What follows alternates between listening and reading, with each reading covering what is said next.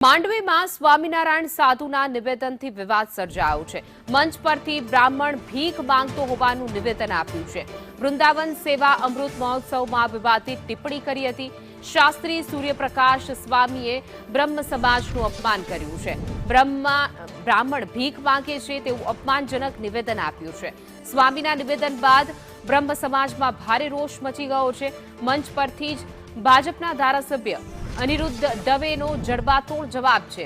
અનિરુદ્ધ દવેએ મંચ પરથી સ્વામિનારાયણના સાધુને રોકડું પરખાવ્યું અને જવાબ આપ્યો કે બ્રાહ્મણ ક્યારેય ભીખ નથી માંગતો, બ્રાહ્મણ દાન સ્વીકારીને તમારા કુળને તારે છે।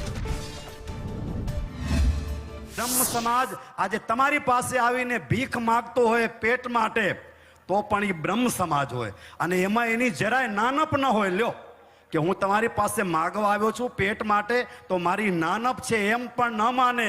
સ્વામી અહીંયાથી કીધું બ્રાહ્મણ કદી ભીખ ન માગે, બ્રાહ્મણ દાન સ્વીકારે અને બ્રાહ્મણને 6 કર્મનો અધિકાર છે। દાન દેવું, દાન લેવું, વિદ્યા ભણવી, વિદ્યા ભણાવવી, યજ્ઞ કરવો, યજ્ઞ કરાવો। અને તમે 5 રૂપિયા આપો તો અમે કઈ ધનવાન, પુત્રવાન, કીર્તિવાન, આયુષ્યવાન ભવા, મનકામના સિદ્ધિરસ્તુ। આ બ્રાહ્મણ છે। બ્રહ્મ સમાજના અગ્રણી યજ્ઞેશભાઈ દવે જોડાઈ ગયા છે। જી યજ્ઞેશભાઈ, સંદેશ ન્યૂઝમાં આપનું સ્વાગત છે। જોઈ શકાય છે કે સ્વામિનારાયણના સંતો ઘણી વખત ભગવાન વિશે બોલતા હોય છે, ઘણું બધું અપમાનજનક નિવેદન સામે આવતા હોય, ત્યારે વધુ એક વખત બ્રાહ્મણ સમાજને ભીખ માંગતા હોય એ પ્રકારનું નિવેદન આપ્યું છે, જ્યારે બ્રહ્મ સમાજ એ સમાજને ઘણું બધું આપ્યું છે।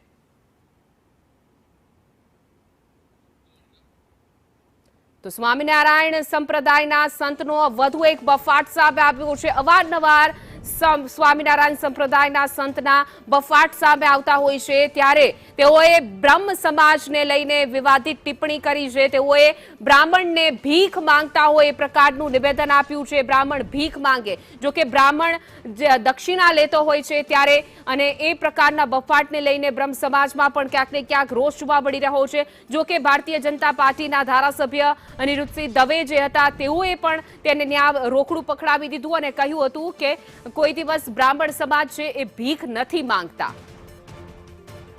તો બ્રહ્મ સમાજના અગ્રણી યજ્ઞેશભાઈ દવે આપણી સાથે જોડાઈ ગયા છે। જે યજ્ઞેશભાઈ, સંદેશ ન્યૂઝમાં આપનું સ્વાગત છે। સ્વામિનારાયણ સંપ્રદાયના અનેક વખત આવા બફાટ સામે આવતા હોય છે એમના સંતના, ત્યારે વધુ એક વખત બ્રાહ્મણ સમાજને લઈને આ ટિપ્પણી, આપનું શું કહેવું છે?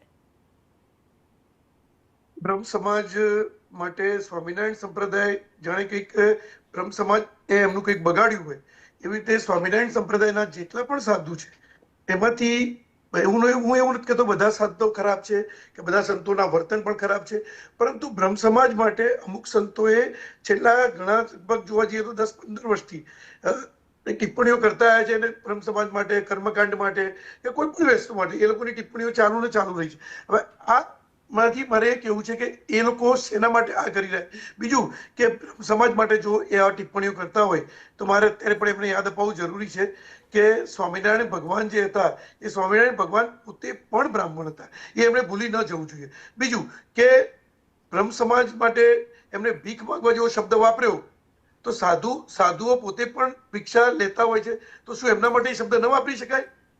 પરંતુ કોઈ પણ બ્રાહ્મણ હોય કે કોઈ પણ સમાજનો વ્યક્તિ હોય ક્યારે આવો શબ્દ નથી વાપર્યો જેવો શબ્દ ગઈકાલે જે સ્વામીજીએ વાપર્યો છે। એટલે બ્રહ્મ સમાજને આમાં બારોબાર રોષની લાગણી છે। સ્વામિનારાયણ સંપ્રદાય આની માફી માંગે, આ સાધુને એને યોગ્ય સજા થવી જોઈએ।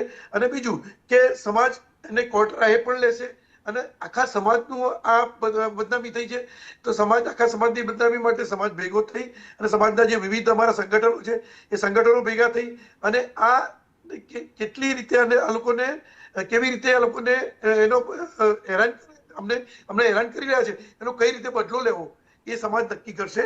અને સમાજના જે અગ્રણીઓ છે એ અગ્રણીઓને કોર્ટમાં જવું અથવા તેમને માફી મંગાવી। પણ મારો કહેવાનો મતલબ એ છે કે વારે ઘડીએ જો આ થતું હોય તો આ યોગ્ય નથી અને આવા સંતો જે ખરા એવા સંતોને સ્વામિનારાયણ સંપ્રદાય દૂર કરવા જોઈએ। કારણ કે હું સંપ્રદાયનો વિરોધ નથી કરતો, પણ ચોક્કસ આવા સંતોનો વિરોધ કરું છું કે જે લોકો એલફેલ શબ્દોનો પ્રયોગ કરે છે। યજ્ઞેશભાઈ, આપણે જોયું છે ભૂતકાળમાં પણ અવારનવાર કે જ્યારે સંત બને છે, જ્યારે લોકો એને પૂજનીય ગણે છે, ત્યારે એમના મોઢેથી આ પ્રકારના બફાટ નીકળવા એ કેટલા યોગ્ય કહેવાય? કારણ કે સમાજના અનેક લોકો, લાખો લોકો છે, એમના ઉપર આસ્થા રાખતા હોય છે, એમના શબ્દ જે છે એ પૂજનીય રીતે માનતા હોય છે, એમના શબ્દનું એટલું મહત્વ રહેલું હોય છે, ત્યારે આ પ્રકારનો બફાટ કરવો બફાટ કરતા બીજું કે આ ઇન્ટેન્શનલી આવા શબ્દો બોલાય છે. એ લોકો ફક્ત ને ફક્ત પોતાની જાતને ભગવાન માને છે. જે સંતો બોલી રહ્યા છે, આખા સમગ્ર સંપ્રદાયનો હું ક્યારેય વિરોધ નથી કરતો, કારણ કે દરેક સંપ્રદાય જે કરો એ લોક કલ્યાણ માટે સ્થાપેલો સંપ્રદાય હોય છે. અને સ્વામિનારાયણ ભગવાને જયારે સંપ્રદાય સ્થાપ્યો હતો ત્યારે એમણે એવું નતું કીધું કે અમારા સંતો થઈને આવું બોલજો, પરંતુ એ સંતો જયારે માત્ર બ્રાહ્મણો નહીં, એને ભગવાન મહાદેવ માટે, હનુમાનજી માટે, દરેક વ્યક્તિ, દરેક ભગવાનો માટે પણ એ લોકો શબ્દો બોલી ચુક્યા છે. મહાદેવજી માટે પણ શબ્દ બોલી ગયા. મહાદેવજી અમારા સ્વામિનારાયણ ભગવાનના પગે પડતા હતા. આ છે શું કરવા પણ આવા શબ્દો પોતાના સમાજ, પોતાના સંપ્રદાયને એક બિઝનેસથી જેમ આગળ વધારવો હોય આવા સંતોએ, એવું મને એમના નિવેદનો પ્રતિ લાગી રહ્યું છે. કારણ કે એ લોકો જે વર્તન કરી રહ્યા છે ને એ વર્તન પૂરેપૂરું પ્રોફેશનલ છે. હા, સારા સંતો પણ છે, સારા કાર્યો પણ થાય છે, દરેક સંપ્રદાય સારા કાર્યો કરતો હોય છે, સ્વામિનારાયણ સંપ્રદાય પણ કરતો હોય છે, પણ આવા સંતોને ચોક્કસ દૂર કરવા જોઈએ, એ મારી માંગણી છે. યજ્ઞેશભાઈ, બ્રાહ્મણોએ સમાજને બહુ બધું આપ્યું છે, વેદોની રચના કરી છે, સંસ્કૃતિ આપી છે, સંસ્કાર આપ્યા છે, જ્ઞાન આપ્યું છે, અને ત્યારે બ્રાહ્મણને આ રીતે કહેવું એ કેટલું યોગ્ય કહેવાય? અને બ્રહ્મ સમાજ હવે આગળ શું કોઈ કાર્યવાહી કરશે? બ્રહ્મ સમાજ પહેલી વસ્તુ કહીએ, આ સ્વામીનું નિવેદન છે સમાજ માટેનું, એ ક્યારેય બ્રહ્મ સમાજ સાખી નહીં લે. ગુજરાત બ્રહ્મ સમાજના જેટલા પણ સંગઠનો છે એની એક બેઠક કરવામાં આવશે અને કાયદાકીય રીતે કેવી રીતે લેવું અને સામાજિક રીતે કઈ રીતે લેવું એની એક રૂપરેખા નક્કી કરી અને ચોક્કસ આનો બદલો લેવામાં આવશે. કારણ કે આ સાખી લેવામાં નહીં આવે. સમાજ ક્યારેય આવું આટલું અપમાન સાખી નહીં લે. તમે ભિક્ષા માંગવાની વાત કરો છો. અમે તો સમાજને આપ્યું છે, અમે સમાજને શિક્ષણ આપ્યું છે, સમાજે આજે અમે સમાજને વેદ પુરાણો જે પણ છે એ બ્રાહ્મણે આપ્યું છે. કોઈ પણ જાતની અપેક્ષા વગર બ્રાહ્મણે આપ્યું છે. બ્રાહ્મણને દક્ષિણા મળતી હતી. બ્રાહ્મણ કોઈ ટોકન નક્કી નતો કરતો કે હું તમને આટલું કરું તો તમે આટલું કરજો. તમારા સંપ્રદાયમાં તમે જે પ્રમાણે સાધુઓ નક્કી કરે છે કે અમે પ્રોફેશનલ રીતે ધંધો કરીએ, કે અમારા સંપ્રદાયમાંથી પૈસા લઈ જાઓ અને તમે ધંધો કરો અને આટલા ટકા તમારે આપવાના ધંધાના, આ જે સાધુઓ કામ કરે છે એ અમને ખબર છે. સ્વામિનારાયણ સંપ્રદાયના જે અમુક સાધુઓ છે એ શું કરે છે, એમના કેવા કુકર્મો છે, અને એ આપ સહિતની બધી જ પ્રતિષ્ઠિત ચેનલો પરથી પ્રદર્શિત થયેલા છે.